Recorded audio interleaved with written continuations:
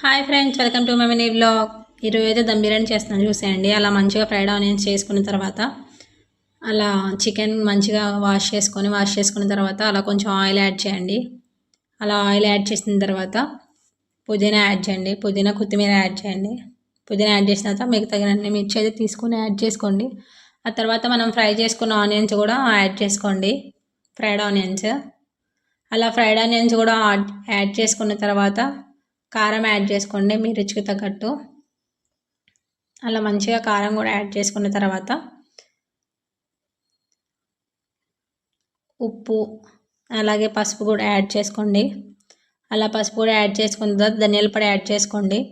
అలా ధనియాల పొడి యాడ్ చేసుకున్న తర్వాత అల్లం పేస్ట్ కూడా యాడ్ చేసుకోండి. ఆ తర్వాత మంచి గ్రేవీ రావాలంటే పెరుగు అనేది యాడ్ చేసుకోండి.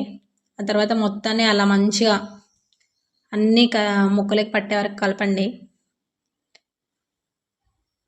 అలా మొత్తం కలిపిన తర్వాత కొత్తిమీర కూడా యాడ్ చేసుకోండి.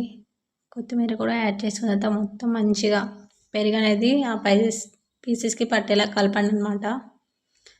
అలా మొత్తం కలిపిన తర్వాత కొంచెం లెమన్ కూడా యాడ్ చేసుకోండి. ఒక లెమన్ అలా మంచిగా పిండుకోండి. అలా లెమన్ కూడా యాడ్ చేసుకున్న తర్వాత బిర్యానీ స్పైసెస్ అనేది ఆయిల్లో వేపుకోండి. చూడండి నేను ఏమేమి స్పైసెస్ వేసానో అక్కడ. బిర్యానీ స్పైసెస్, లవంగాలు, దాల్చిన చెక్క, అలాగే బిర్యానీ ఆకులు, షాజీరా, అలా మొత్తం బిర్యానీలో ఏమైతే వస్తాయో మొత్తం వేసేసుకోండి. తర్వాత కొంచెం మిర్చి కూడా యాడ్ చేసుకోండి.